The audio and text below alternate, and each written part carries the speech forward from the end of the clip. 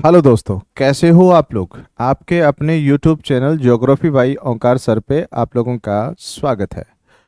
हम लोग पढ़ रहे हैं पशु परिचर से संबंधित जो राजस्थान का भूगोल है और उसमें किस प्रकार के प्रश्न परीक्षा में पूछे जा सकते हैं, उन्हीं से संबंधित हम लोग कर रहे हैं 500 क्वेश्चन की एक सीरीज, जिसको हम लोग कह सकते हैं अति महत्वपूर्ण प्रश्न, जो कि पशु परिचर के लिए बड़े ही लाभदायक होने वाले हैं और परीक्षा में इस प्रकार के प्रश्न जो हैं वो पूछे जाते हैं। तो ध्यान रखना यहाँ पे। Neetu Kumawat, good evening sir, आपको भी गुड इवनिंग। तो देखो यहाँ पे अगर मैं बात करूँ आज आप लोगों से प्रश्नों की, तो शुरू करते हैं अपना आज का पहला क्वेश्चन। देखते हैं कौन सा है आज का पहला क्वेश्चन। देखिए यहाँ पे अगर हम लोग बात करें आज के क्वेश्चन की, तो बड़ी सीधी सी सिंपल सी बात आप लोगों के लिए ये आएगी।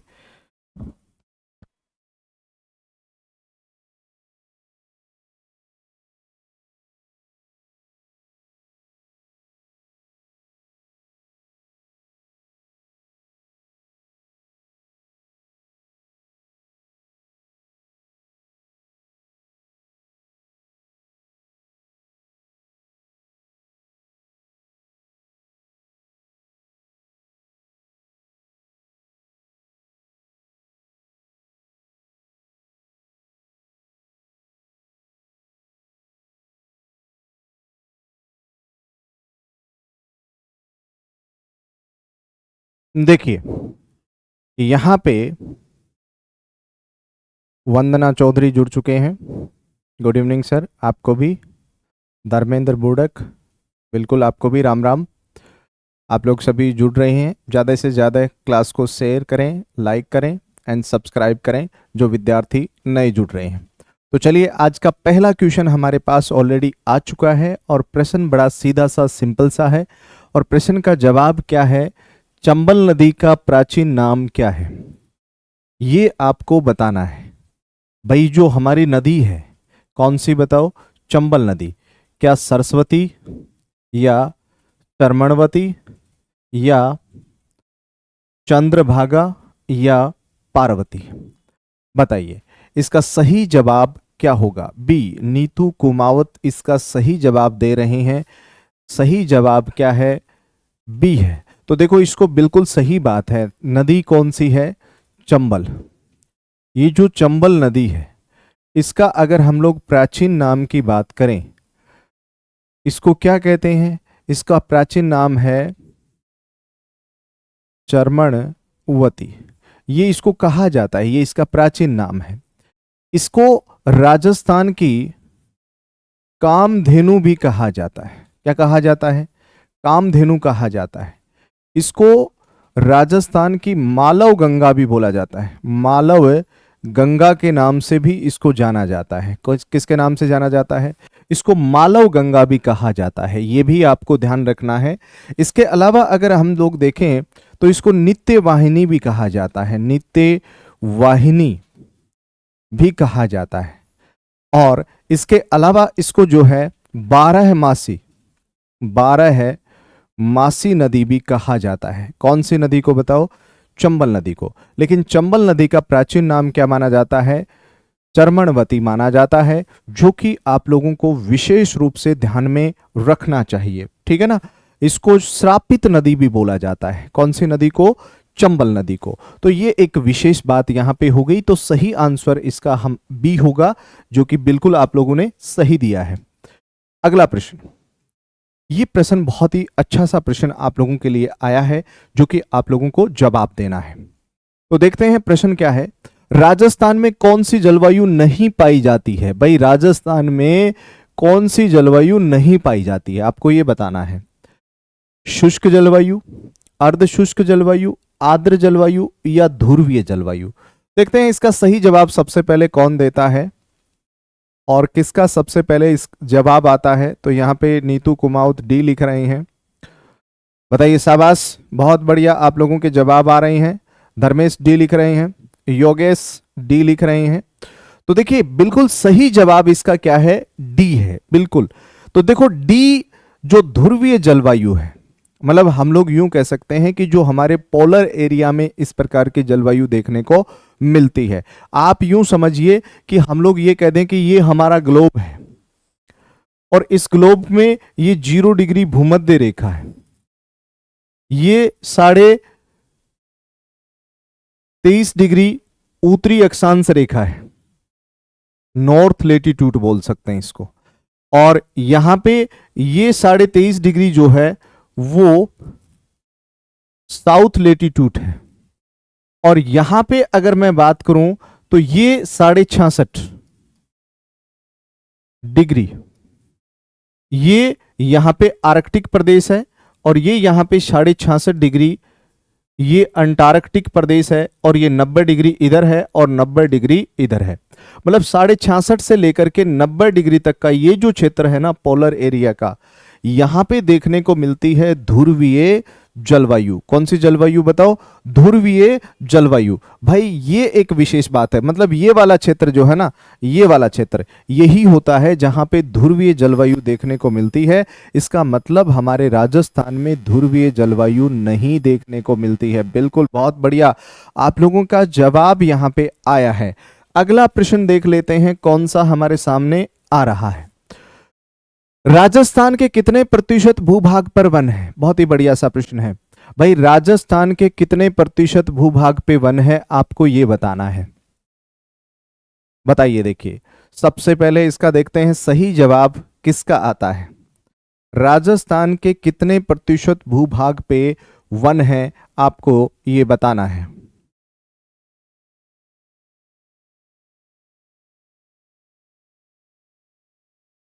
बताइए। शाबाश, बहुत बढ़िया। देखते हैं इसका सही जवाब। नीतू कुमाऊत लिख रहे हैं डी। देखिए, राजस्थान में अगर हम लोग वनों की बात करें तो राजस्थान में जो वन हैं वो कितने हैं, तो हम लोग यूं कह सकते हैं 32,869.69 वर्ग किलोमीटर भूभाग में है। और ये जो वन है ये कुल वन का 9.60% है। कितना है? 9.60% है। इसका मतलब सही जवाब क्या है? बिल्कुल डी है। यह भी ध्यान रखना, कितना है? 9.60 है। बिल्कुल सही बात है। इसके अलावा अगर हम लोग यहां पे बात करें तो ये जो वन है राजस्थान में 9.060% जो वन है राजस्थान में। दूसरी बात हमने कहा कि 32,869.69 वर्ग किलोमीटर भूभाग पे राजस्थान में वन देखने को मिलते हैं, जबकि राजस्थान वन नीति के अनुसार राजस्थान वन नीति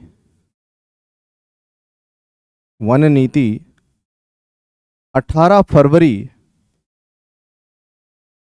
2010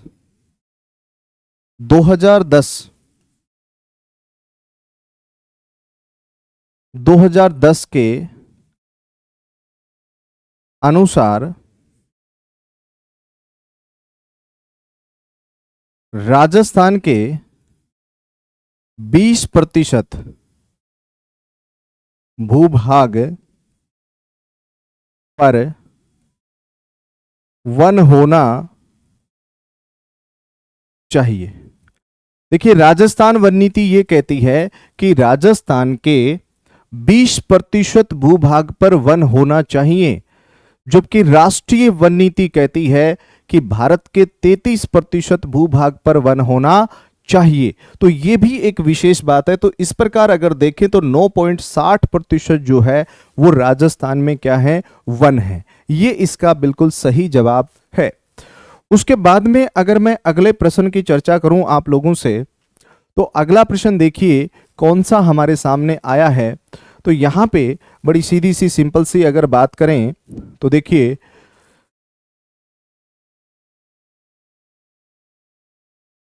यहां पे अगर मैं आपसे बात करूं इस प्रकार से, तो देखिए यहां पे एक सीधा सा प्रश्न आप लोगों के लिए ये बन रहा है, और वो प्रश्न क्या है जिसके बारे में हमें जानकारी लेनी है। तो देखो यहां पे सीधा सा प्रश्न है।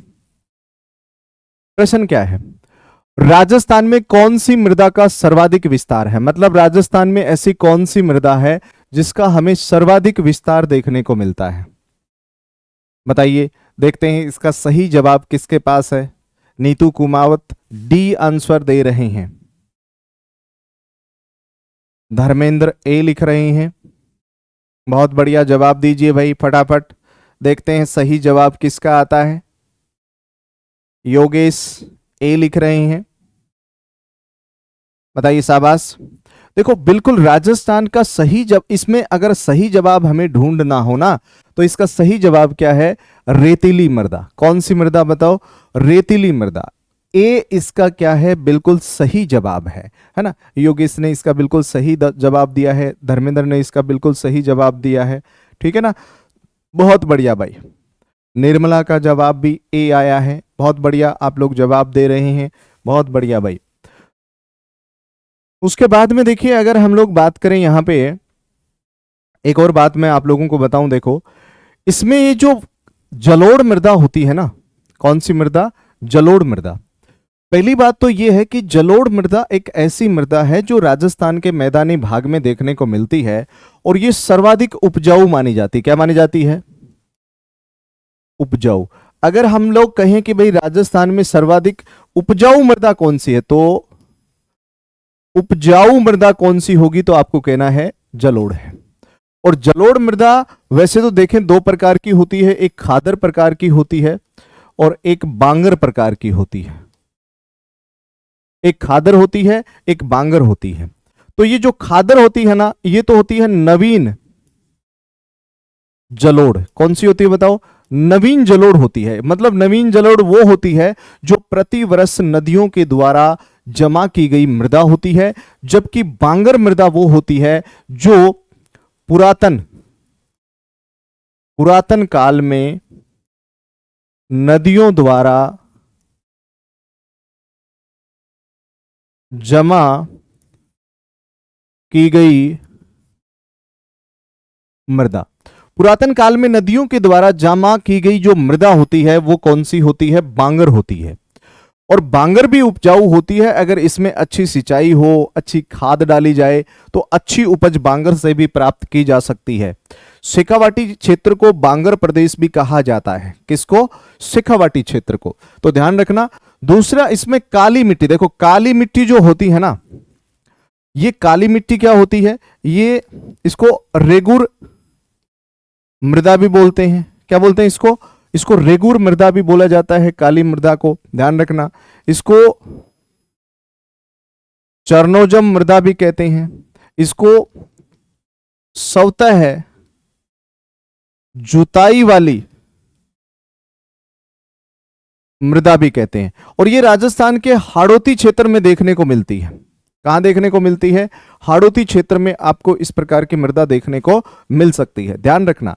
तो ये स्वतः जुताई वाली भी मृदा भी कहलाती है और इसको कॉटन सोयल भी कहते हैं। क्या कहते हैं? Cotton soil. इसके अलावा इसको सुगर सोयल भी कह सकते हैं, सुगर सोयल कह सकते हैं। भारत के ढक्कन के अलावा पठार में इस प्रकार की मृदा देखने को मिल जाती है ना। भारत के मैदानी भाग में जलोढ़ मृदा देखने को मिल जाती है। तो ये एक बड़ी विशेष बात है और सबसे अधिक उपजाऊ मृदा होती है जलोढ़ मृदा, ठीक है। फिर काली मृदा को उपजाऊ मृदा माना जाता है, तो ये भी आप लोगों को समझना है। अगला प्रश्न अगर मैं यहां पे बात करूं आपसे, तो देखो कौन सा आएगा। राजस्थान में सर्वाधिक सिंचाई, मतलब इजी सा प्रश्न है, राजस्थान में सर्वाधिक सिंचाई किस स्रोत से होती है? आपको बताना है। क्या राजस्थान में नहरों से सिंचाई होती है, या राजस्थान में नलकूप एक नल से होती है, या तालाबों से होती है, या अन्य स्रोत से होती है? तो देखो राजस्थान में अगर हम लोग सिंचाई की बात करें ना, तो राजस्थान में सर्वाधिक जो सिंचाई होती है वो किसके माध्यम से होती है? तो आपको कहना है कि राजस्थान में सर्वाधिक जो सिंचाई होती है ना, बिल्कुल वो होती है किसके द्वारा? नल या नलकूप के द्वारा होती है, ध्यान रखना, बिल्कुल सही है। सीमा ढाका, गुड इवनिंग सर, आपको भी गुड इवनिंग, बहुत बढ़िया। सीमा लिख रहे हैं बी। तो देखो इसमें सही आंसर बिल्कुल बी ही है, क्योंकि राजस्थान में अगर हम लोग देखें ना 67 से लगभग 70% के करीब राजस्थान में जो सिंचाई होती है वो नलकूप, कुएं व नलकूप से होती है। किससे होती है? कुएं व नलकूप से होती है। और कुएं और नलकूप से जो सिंचाई होती है ना वो पूर्वी राजस्थान में होती है। पूर्वी राजस्थान में, बताओ कहां होती है? पूर्वी राजस्थान में। अब पूर्वी राजस्थान में क्या है? ये पूर्वी राजस्थान में है पूर्वी मैदानी प्रदेश। और ये जो पूर्वी मैदानी प्रदेश है ना, जिसमें हम लोग कह सकते हैं कि भाई लगभग यहां पे देखें तो 23% भूभाग है और जिसमें जनसंख्या भी 39% के करीब देखने को मिल जाती है। तो कुएं और नलकूप से सिंचाई अधिक होती है राजस्थान में, ये विशेष बात है, ध्यान रखना इस चीज का। और नहरों से भी राजस्थान में सिंचाई होती है, उत्तरी भाग में होती है, तालाबों से दक्षिणी भाग में सिंचाई होती है। तो यह भी एक विशेष बात हमें देखने को मिल सकती है। अगला प्रश्न देखिए, अगर मैं देखूं यहां पे एक बढ़िया सा प्रश्न आया है जिसके बारे में भी आप लोगों को जानकारी होनी चाहिए। राजस्थान में प्राचीन सभ्यता के अवशेष किस स्थलों पर मिले हैं? मतलब प्राचीन सभ्यताओं के अवशेष राजस्थान में कौन से स्थलों पर मिले हैं, आपको यह बताना है। बताइए शाबाश, सबसे पहले जवाब दीजिए। क्या कालीबंगा, रंगमहल या आहड़ घाटी या उपरोक्त सभी? बताइए भाई इसका सही जवाब क्या होगा। देखते हैं इसका सही जवाब सबसे पहले कौन उपलब्ध करवाता है। तो कक्षा को भाई ज्यादा से ज्यादा लाइक करें, शेयर करें एंड सब्सक्राइब करें। जो विद्यार्थी नए जुड़ते हैं वो सब्सक्राइब भी कर लिया करो। कक्षा को लाइक एंड शेयर अवश्य करें भाई। बहुत बढ़िया, बहुत बढ़िया। निर्मला ने डी लिखा है और अंकित ने भी डी लिखा है, सीमा ने भी डी लिखा है, धर्मेंद्र ने भी डी लिखा है, अंकित का डी है, सॉरी डी है बिल्कुल। तो बहुत बढ़िया। देखो इसका सही जवाब बिल्कुल सही है और वो क्या है? उपरोक्त सभी हैं। देखो कालीबंगा सभ्यता कहां पे है? ये कालीबंगा सभ्यता है हनुमानगढ़ में। कहां है बताओ? हनुमानगढ़ में है। कालीबंगा सभ्यता कहां पे है? हनुमानगढ़ में। और रंगमहल सभ्यता कहां पे है? गंगानगर में है। कहां पे है बताओ? गंगानगर में। और आहड़ सभ्यता कहां पे है? तो आपको कहना है उदयपुर में है। अब देखो इसमें अगर मैं बात करना चाहूं ना, ये जो कालीबंगा सभ्यता है, कौन सी सभ्यता? कालीबंगा सभ्यता। याद रखना, कालीबंगा सभ्यता को याद करना भी बहुत आसान होता है। और कालीबंगा सभ्यता एक ऐसी सभ्यता है जिसमें हर परीक्षा में प्रश्न आता ही आता है, ये मान करके चलिए। और कालीबंगा सभ्यता को याद करने का बहुत ही इजी सा तरीका है, मैं आप लोगों को बताता हूं, आप देखिए सुन लीजिए, ठीक है ना। कैसे याद करना है कालीबंगा सभ्यता को? कालीबाई हनुमान के मंदिर में अम्मल खा के लाल हो गई। घर वालों ने जुते हुए खेत में उसे ढूंढा तो कब्र के पास बनी काठ की नालियों में उसकी काली चूड़ियां मिली। तो देखो बड़ा सिंपल सा, कालीबाई मतलब कालीबंगा, है ना। कहां? हनुमान के मंदिर में, बोले तो हनुमानगढ़, है ना। कालीबाई हनुमान के मंदिर में क्या खाया उसने? अम्मल। भाई अम्मल का मतलब हो गया अमलानंद घोष। मतलब इस सभ्यता की जो खोज है 1951-52 में कौन करते हैं? अमलानंद घोष करते हैं, याद रखना। अब भाई व्यक्ति जब अम्मल खा लेगा तो कैसा हो जाएगा? लाल हो जाएगा, है ना। कालीबाई हनुमान के मंदिर में अम्मल खा के लाल हो गई। तो इस सभ्यता में जो खुदाई कार्य करवाया है वो बीबी लाल और बाल कृष्ण थापर ने करवाया है। और अगर व्यक्ति लाल ही हो गया तो वो घर थोड़ी जाएगा। घर का मतलब होता है घग्गर नदी। तो घर वाले कहां ढूंढेंगे उसको? जुते हुए खेत में ढूंढेंगे। तो कालीबंगा सभ्यता में जुते हुए खेतों के प्रमाण मिले हैं। और ध्यान रखना वहां पे एक अंडाकार कब्र भी मिली है, इतिहासकारों ने उसे चिरायु कब्र दिया है। और एक ऐसी सभ्यता जहां पे काठ की नालियां मिली हैं। और इस सभ्यता का शाब्दिक अर्थ है काली चूड़ियां। सिंधी भाषा में इस सभ्यता का शाब्दिक अर्थ क्या हो गया? काली चूड़ियां। तो एक प्रश्न इस सभ्यता से जो है पूछा जाएगा ही जाएगा, ये विशेष रूप से ध्यान रखें, क्योंकि इस प्रकार के एग्जाम में तो 100% आता है कालीबंगा से प्रश्न। आप बहुत ही इजी तरीके से इसको याद रख सकते हैं। उसके बाद में देखो अगला प्रश्न कौन सा है?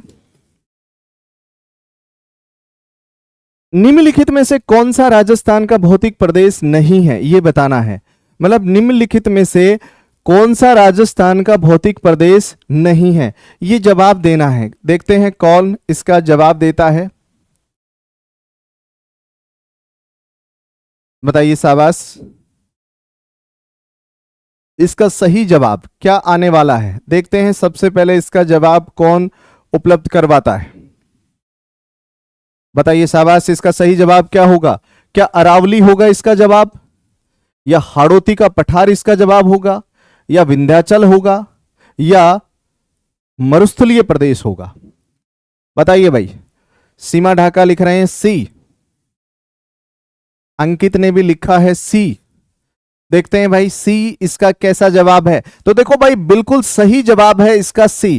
देखो विंध्याचल जो है वो राजस्थान का राजस्थान के भौतिक प्रदेश नहीं है। सीधी सी बात करो भाई, राजस्थान को भौतिक प्रदेश मुख्य रूप से 4 किए गए हैं। क्या कि राजस्थान को विभाजित किया गया है। एक तो क्या बताओ, पश्चिमी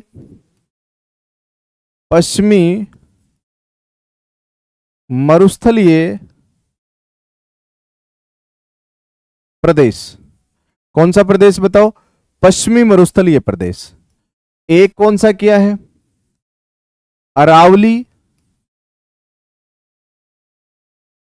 पर्वतीय प्रदेश। एक कौन सा किया है?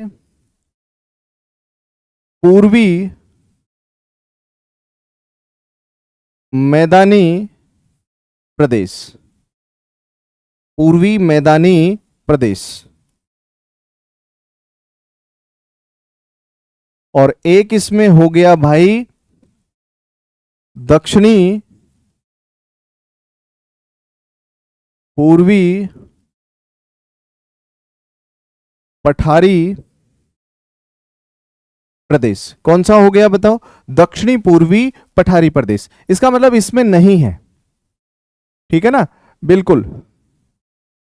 तो यहां पे तो बिल्कुल सही जवाब क्या है? विंध्याचल। देखो विंध्याचल पर्वत श्रेणी जो है वो स्पेशली हम लोग कह सकते हैं कि मध्य प्रदेश में है। कहां पे है? मध्य प्रदेश में है, ठीक है ना?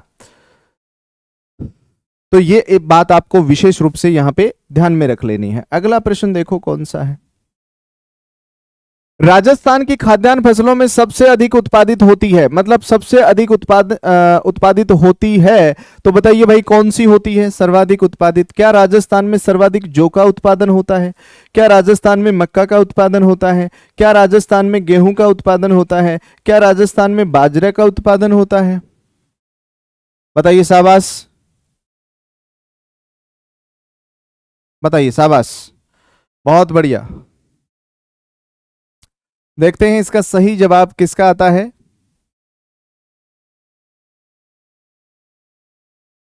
बिल्कुल डी जवाब लिख रहे हैं। लगभग सभी का जवाब यहां पे डी आ रहा है। देखते हैं सही जवाब इसका कौन सा हो सकता है। बिल्कुल सही जवाब है भाई बाजरा। कौन सा बोलो? बाजरा, है ना भाई? राजस्थान में जो सर्वाधिक उत्पादन होता है वो किसका होता है?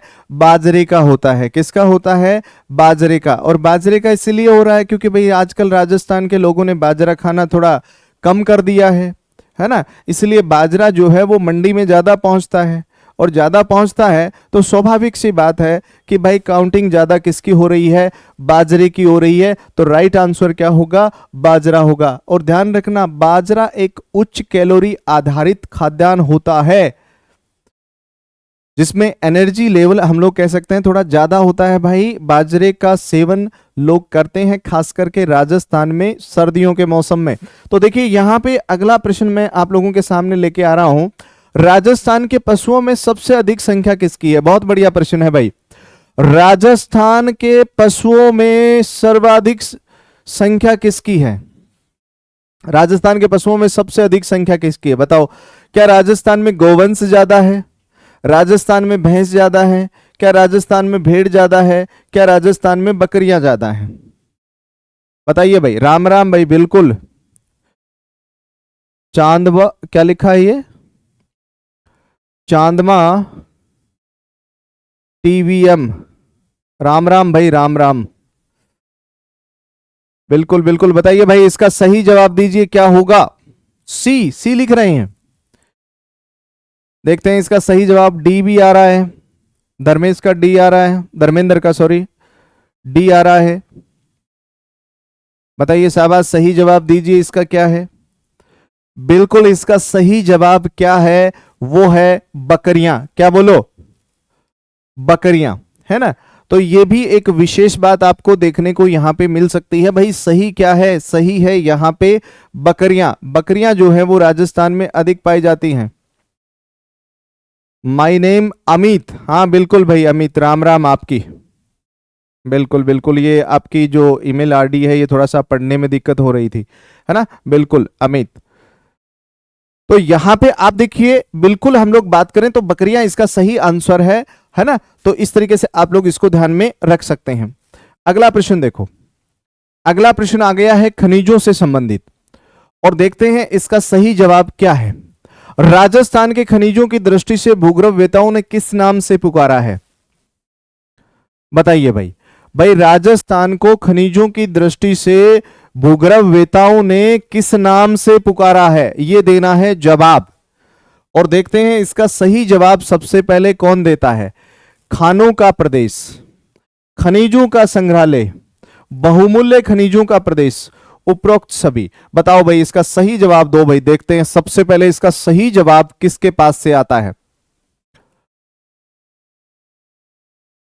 वंदना चौधरी डी लिख रही हैं, अमित डी लिख रही हैं, अंकित भी डी लिख रही हैं, धर्मेंद्र डी लिख रही हैं,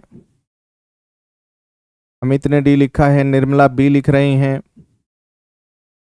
बताइए शाबाश। तो देखो इसका सही जवाब क्या है। तो देखो पहली बात तो यह है कि जो राजस्थान को है ना, राजस्थान को कहा जाता है खनिजों का संग्रहालय, है ना, जिसमें आप लोग देखते हो लिखा हुआ मिलता है खनिजों का अजायब घर। याद रखना इसका मतलब क्या है, खनिजों का अजायब घर। भाई राजस्थान को भूगर्भवेताओं ने खनिजों का अजायब घर कहा है। क्या कहा है बोलो? खनिजों का अजायब घर कहा है। तो ध्यान रखना डी नहीं होगा भाई, डी नहीं होगा, अनिल डी नहीं होगा। इसका सही जवाब है खनिजों का संग्रहालय। क्या कहा है? I am live in Rajasthan. बिल्कुल भाई अमित, ठीक है, बहुत अच्छी बात है। तो देखो यहां पे चूरू, बहुत अच्छी बात है भाई। तो देखिए यहां पे उसके बाद में देखिए अगला प्रश्न अगर मैं यहां पे लेना चाहूं आप लोगों से, तो एक ऊर्जा से संबंधित एक प्रश्न आ गया है। देखिए यहां पे ऊर्जा से संबंधित जो प्रश्न हमारे लिए आया है, वो राजस्थान का परमाणु ऊर्जा केंद्र कहां स्थित है, यह बताना है। बताइए शाबाश। कहां? क्या रावतभाटा, ब्रैसिंगपुर, सूरतगढ़ या पलाना? राजस्थान का परमाणु ऊर्जा केंद्र कहां स्थित है? बताइए। देखिए फटाफट इसका जवाब दीजिए भाई, देखते हैं सबसे पहले किसका जवाब आता है। सबसे पहले कौन इसका जवाब देता है, लिख करके देखते हैं। अंकित ए लिख रहे हैं, धर्मेंद्र भी ए लिख रहे हैं, अमित भी ए लिख रहे हैं, निर्मला ए लिख रहे हैं। क्या बात है, क्या बात है, बिल्कुल भाई बहुत बढ़िया, सभी का जवाब इसमें सही है। रावत भाटा, रावत भाटा कहां पे है? ये चित्तौड़ में है। कहां पे है बताओ? चित्तौड़ में है। ये राजस्थान का परमाणु ऊर्जा केंद्र है, ध्यान रखना, ये चित्तौड़गढ़ में है। रावत भाटा कहां पे बोलो? रावत भाटा। देखो जो चित्तौड़गढ़ का मूल जिला है, मतलब मूल भाग है, उससे कुछ भाग क्या है, अलग है, रावत भाटा वाला। तो ध्यान रखना वहां पे स्पेशली हम लोग कह सकते हैं भाई। बिल्कुल सही जवाब आप लोगों का आया है। अगला प्रश्न देखो, राजस्थान के औद्योगिक पिछड़ेपन के लिए कौन से कारक उत्तरदायी हैं? भाई बहुत बढ़िया सा प्रश्न आया है। देखो राजस्थान के औद्योगिक पिछड़ेपन के कौन से कारण उत्तरदायी हैं? क्यों है राजस्थान पिछड़ा हुआ उद्योगों में, ये बताइए। तो देखते हैं सबसे पहले इसका सही जवाब कौन उपलब्ध करवाता है। क्या प्रतिकूल धरातलीय दशाएं इसके लिए जिम्मेदार हैं, या पानी की कमी इसके लिए जिम्मेदार है, या ऊर्जा की कमी, या उपरोक्त सभी? बताओ क्या होगा इसका सही जवाब। देखते हैं इसका सही जवाब सबसे पहले किसके पास से आता है। मीना गोदारा डी, अमित बी, अंकित डी, सीमा डी लिख रही हैं, निर्मला भी डी लिख रही हैं। बिल्कुल भाई, बहुत ही शानदार सा क्वेश्चन है। देखो, राजस्थान के औद्योगिक पिछड़ेपन के लिए कौन से कारक उत्तरदायी हैं? तो राजस्थान के लिए प्रतिकूल धरातलीय दशाएं। बिल्कुल, देखो कहीं पे बहुत सारे मरुस्थलीय क्षेत्र देखने को मिलता है राजस्थान में। इसके अलावा राजस्थान में ही अगर हम बात करें, पहाड़ी क्षेत्र भी है, मैदान भी है, पठार भी है। तो ये जो धरातलीय जो संरचना है वो भी है, और पानी की कमी तो भाई हो ही सकती है, राजस्थान में रही है हमेशा, तो ये भी एक दिक्कत है। हालांकि आजकल कोशिश की जा रही है। ऊर्जा की कमी, बिल्कुल, ये सारे जो है ना, ये तीनों कारण बनते हैं। तो इसीलिए राइट आंसर क्या होगा? ये होगा डी। डी, बहुत बढ़िया भाई, बहुत बढ़िया। जिसने भी डी आंसर किया है, ज्यादातर विद्यार्थियों ने डी किया है, इसका मतलब उनका आंसर बिल्कुल सही है। सही आंसर रहा है क्या? डी। तो भाई क्लास को ज्यादा से ज्यादा लाइक एंड शेयर अवश्य किया करो भाई। जो विद्यार्थी नए जुड़ रहे हैं वो चैनल को सब्सक्राइब भी कर लिया करो। तो चलिए आगे देखते हैं अगला प्रश्न। अगला प्रश्न हमारे पास आ गया है, राजस्थान में सड़कों की कुल लंबाई। ये देखो, इसको हम लोग ऐसे कर सकते हैं भाई, इसको हम लोग इसको इस तरीके से कर सकते हैं, 22 ऐसे कर सकते हैं इसको। ठीक है, तो इसमें अगर मैं यहां पे कहूं 21-22 में सड़कों की कुल लंबाई कितनी थी, तो आपको कहना है इसका जो सही आंसर होगा वो क्या होगा? डी आंसर इसका बिल्कुल क्या होगा? सही होगा। यह भी आपको विशेष रूप से ध्यान में रखना है। हाय सर अनिल कुमार, बिल्कुल भाई, बहुत बढ़िया। तो देखो, ये एक स्थिति रही है किसकी? सड़कों की, है ना। तो आगे बढ़े, देखिए 2,78,813 जो किलोमीटर जो क्षेत्र है वो राजस्थान में सड़कों के साथ है। तो ये विशेष बात हो गई। अगला प्रश्न देखो, बहुत ही बढ़िया सा प्रश्न है। 2011 की जनगणना में राजस्थान की जनसंख्या कितनी है? ये बताओ भाई, राजस्थान की जनसंख्या बताओ भाई। देखते हैं कौन बताता है इसका सही जवाब। इस प्रश्न का सही जवाब देखते हैं कौन सबसे पहले उपलब्ध करवाता है। सबसे पहले इस प्रश्न का सही जवाब किसके पास से आता है, देख लेते हैं। बताइए शाबाश, कितनी है राजस्थान की जनसंख्या? 4 नंबर डी, बताइए।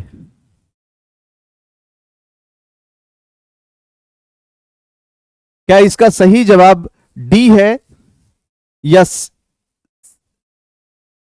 है या बी है या ए है? बताइए भाई, इसका सही जवाब क्या होगा? तो इसका देखो सही जवाब जो है ना वो डी ही होगा। बिल्कुल सही जवाब इसका क्या होगा? डी होगा। बहुत बढ़िया, जिसने डी जवाब दिया है। देखिए 6,85,48,437 ये राजस्थान की जनसंख्या रही है। कब? 2011 में। कब रही है बोलो? 2011 में रही है। बहुत बढ़िया, डी आंसर जिसका है ना वो बिल्कुल सही है भाई। वंदना ने भी डी लिखा है। बहुत बढ़िया भाई, बहुत बढ़िया, आप लोगों के जवाब आ रहे हैं। जो विद्यार्थी नए जुड़ रहे हैं चैनल के साथ वो चैनल को सब्सक्राइब अवश्य कर लें भाई, है ना। लाइक एंड शेयर अवश्य करें। तो देखिए यहाँ पे अगला प्रश्न देखते हैं कौन सा है हमारे पास, क्योंकि बहुत अच्छे अच्छे प्रश्न आ रहे हैं। देखो, भीलों द्वारा की जाने वाली स्थानांतरित कृषि को क्या कहा जाता है? बताइए, भीलों द्वारा की जाने वाली स्थानांतरित कृषि को क्या कहा जाता है? तो पहली बात तो देखो ये ध्यान में रखना, ये जो स्थानांतरित कृषि होती है,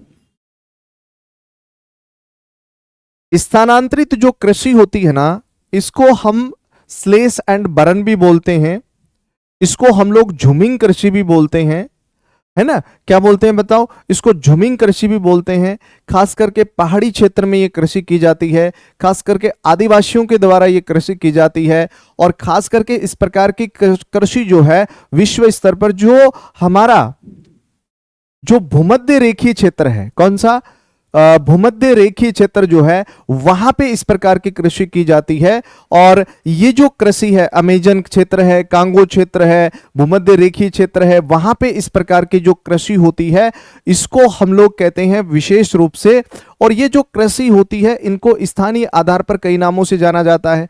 इसमें ट्रैक्टर या किसी पशु का उपयोग नहीं किया जाता है, हल का भी यूज नहीं किया जाता है। इसमें किसी नुकीली चीज के द्वारा, आदिवासियों के द्वारा जो जलाकर के वनों को भूमि प्राप्त की जाती है उसमें जो है बीजारोपण वो कर देते हैं।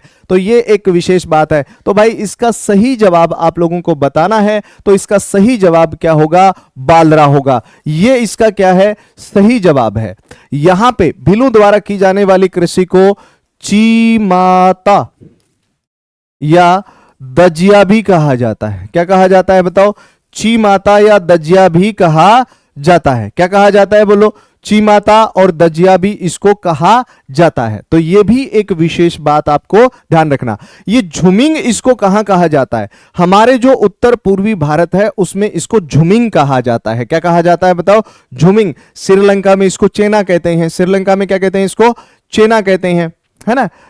दक्षिणी भारत में इसको कुमारी भी बोलते हैं, केरल में विशेष रूप से, है ना। तो अलग अलग क्षेत्र में अलग अलग नाम से इसको संबोधित किया जाता है। अगला प्रश्न देखो, बहुत ही इजी सा प्रश्न आ गया है ना, बहुत ही इजी सा प्रश्न है आप लोगों के लिए।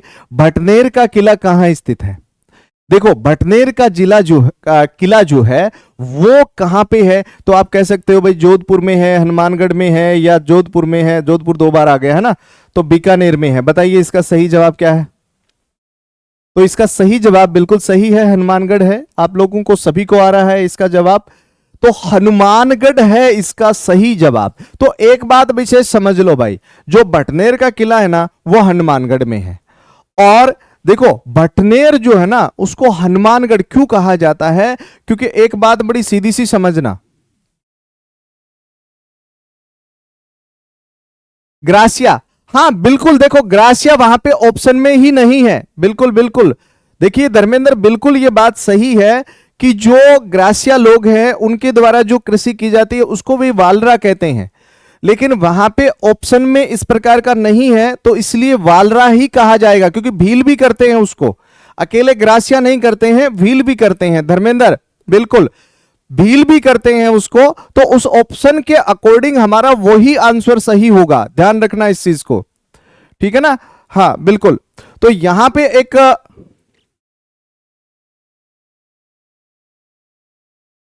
बिल्कुल बिल्कुल कृष्णा शर्मा, बिल्कुल भाई बहुत बढ़िया।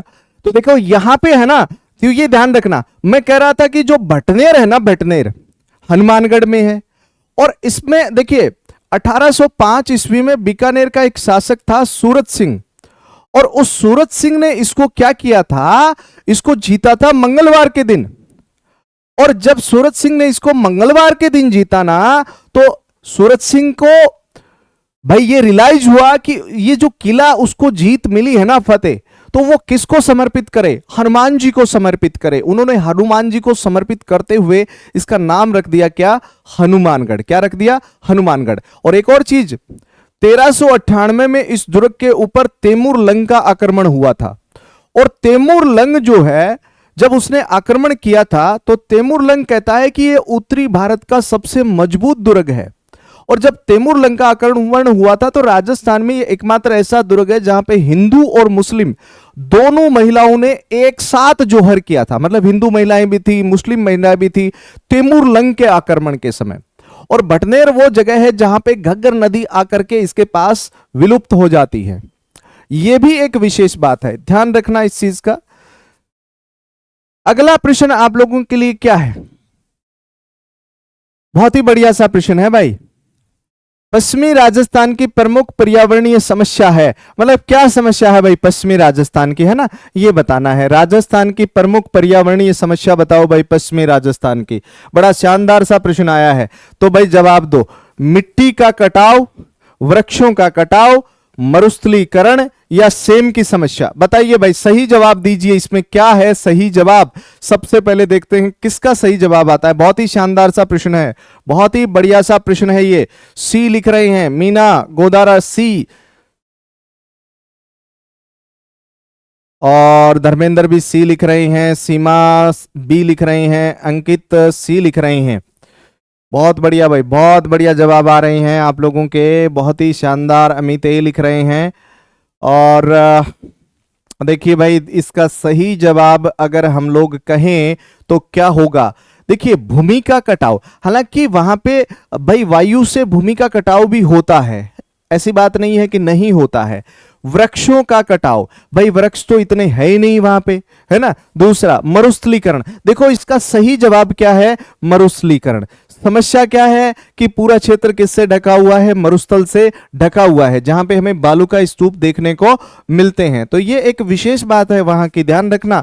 अब सेम की समस्या, देखो सेम की समस्या भी आजकल विकसित होने लग गई है, ऐसा नहीं है कि नहीं हो रही है। सेम की समस्या भी आजकल विकसित हो रही है, और सेम की समस्या खास करके नहरी क्षेत्र है ना, नहरी क्षेत्र वहां पे है ना, वहां पे शुरू हो रही है सेम की समस्या, नहरी क्षेत्र में, है ना। तो जल का रिसाव की वजह से वहां पे सेम की समस्या हो रही है। एक गांव है बड़ोपल, बड़ोपल एक गांव है, और ये गांव किसका है? हनुमानगढ़ का है। और यहां ये समस्या बहुत ज्यादा देखने को मिलती है, सेम की समस्या। और ये सेम की समस्या इसलिए होती है कि भूमिगत जो जिप्सम की प्लेट होती है ना, वो क्या करती है, उस जल का रिसाव भूमिगत जल में नहीं मिलने देती है, वो बीच में उसको रोक लेती है, तो वो ऊपर ही रह गया जल, है ना। तो वहां पे एक दलदली सा क्षेत्र बन जाता है। इसीलिए यहां पे एक प्रोग्राम शुरू किया गया है, इंडो डच। इंडो डच जो प्रोग्राम है वो सेम की समस्या से निपटने के लिए किया गया है ना। इंडो डच प्रोग्राम इंडिया और जो डच है, हॉलैंड है, उसके मिलकर के किया है। और मरुस्थलीकरण को रोकने का काम जो है हमारे जोधपुर में काजरी भी कर रही है, और इसके अलावा आफरी, आफरी एक संस्था है जोधपुर में जो कि वनारोपण कर रही है ताकि मरुस्थलीकरण को रोका जाए, क्योंकि मरुस्थल तेजी से पूर्व की ओर बढ़ रहा है। संजू चौधरी हेलो सर, बिल्कुल आपको भी, जो तेजी से बढ़ रहा है ना मरुस्थल पूर्व की ओर, और ये अब धीरे धीरे जो है मरुस्थल का क्या हो रहा है? विस्तार हो रहा है। जब सैटेलाइट से इमेज लिया गया इसरो के द्वारा, तो राजस्थान के लगभग 67% भाग पे मरुस्थल दिखाई दिया। तो ये बहुत बड़ी बात है। वैसे भी हम लोग कहते हैं कि राजस्थान का 61.11% मरुस्थलीय भाग है, तो ये एक विशेष बात है भाई, ध्यान रखना इस चीज का। अगला प्रश्न देखो आप लोगों के पास कौन सा है। वीसी मिश्रा ने हाड़ौती प्रदेश को किस नाम से संबोधित किया? बहुत शानदार सा प्रश्न है भाई। वीसी मिश्रा ने हाड़ौती प्रदेश को किस नाम से संबोधित किया? बताइए भाई, इस प्रश्न का जवाब दीजिए। देखते हैं सबसे पहले इसका जवाब कौन देता है। ये दक्षिणी पूर्वी कृषि प्रदेश, उत्तरी मालवा, चंबल बेसिन या लावा प्रदेश? बताइए, शाबाश, सही जवाब दीजिए भाई। इसका सही जवाब कौन देता है? सबसे पहले देखते हैं इसका सही जवाब किसके पास से आता है भाई। सबसे पहले सही जवाब कौन देता है? बताइए, शाबाश, बहुत बढ़िया सा प्रश्न है ये। संजू बी, संजू लिख रहे हैं बी। बताइए भाई, शाबाश, संजू लिख रहे हैं बी। धर्मेंद्र भी बी लिख रहे हैं। बताइए, शाबाश। देखो, बड़ी सीधी सी सिंपल सी बात समझो। प्रोफेसर वीसी मिश्रा ने 1968 में, कब? 1968 में राजस्थान को 7 भौतिक प्रदेशों में विभाजित किया। कितने बताओ? राजस्थान को 7 भौतिक प्रदेशों में विभाजित किया। और पुस्तक राजस्थान का भूगोल, पुस्तक कौन सी? राजस्थान का भूगोल। कितने भागों में विभाजित कर दिया? 7 भागों में। अब 7 भाग कौन कौन से किए देखो। एक तो इन्होंने किया था नहरी क्षेत्र, नहरी क्षेत्र। अब ये देखो नहरी क्षेत्र, एक तो इन्होंने वीसी मिश्रा ने किया नहरी क्षेत्र। एक इन्होंने किया शुष्क प्रदेश, कौन सा बताओ? शुष्क मरुस्थलीय प्रदेश। एक इन्होंने किया था यहां पे अर्ध शुष्क प्रदेश, कौन सा? अर्ध शुष्क मरुस्थलीय प्रदेश। एक इन्होंने अर्ध शुष्क मरुस्थलीय प्रदेश किया था। एक इन्होंने किया था अरावली प्रदेश, कौन सा? अरावली प्रदेश किया था। कौन सा प्रदेश किया था बताओ? अरावली प्रदेश। एक इन्होंने किया था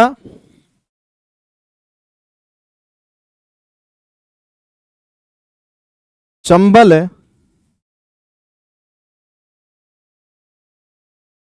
बीहड़ भूमि। एक इन्होंने किया चंबल बीहड़ भूमि। एक इन्होंने किया था पूर्वी कृषि पूर्वी कृषि औद्योगिक प्रदेश। एक इन्होंने किया था पूर्वी कृषि औद्योगिक प्रदेश, ये भी ध्यान रखना। और एक 7 नंबर इन्होंने किया था दक्षिणी पूर्वी कृषि प्रदेश, ये वाला किया था। अब आप लोग स्वतः इसमें मिलान करके देख सकते हैं भाई। जय श्री राम शिवाकांत, बिल्कुल भाई शिवाकांत, बहुत बढ़िया भाई, बहुत बढ़िया। तो देखो इसका सही जवाब बताओ भाई क्या होगा। अब मीना गोदारा ने बिल्कुल सही जवाब दिया है, ये सही आंसर है दक्षिणी पूर्वी कृषि प्रदेश। कौन सा प्रदेश बताओ? दक्षिणी पूर्वी कृषि प्रदेश। तो ये चीज आपको यहां पे ध्यान में रख लेनी है। तो आज अपन लोग यहीं तक चर्चा करेंगे और अगली कक्षा में बाकी जो हमारे क्वेश्चन हैं उनकी चर्चा करेंगे, क्योंकि हम लोग करने वाले हैं 500 क्वेश्चन। 500 क्वेश्चन तो आपको एसएटी बोर्ड पे दिखाई देंगे, लेकिन हम लोग चर्चा कर लेंगे लगभग राजस्थान के भूगोल की, इसमें जो कि कोई भी परीक्षा आप लोग देते हो उसमें क्या होंगे, आपके लिए उपयोगी होंगे, परीक्षा में पूछे जाते हैं इस प्रकार के प्रश्न। तो चलिए मिलते हैं अगली कक्षा में, तब तक के लिए जय हिंद जय भारत। बिल्कुल, बहुत बढ़िया भाई, ठीक है, मिलते हैं अगली कक्षा में, तब तक के लिए जय हिंद जय भारत।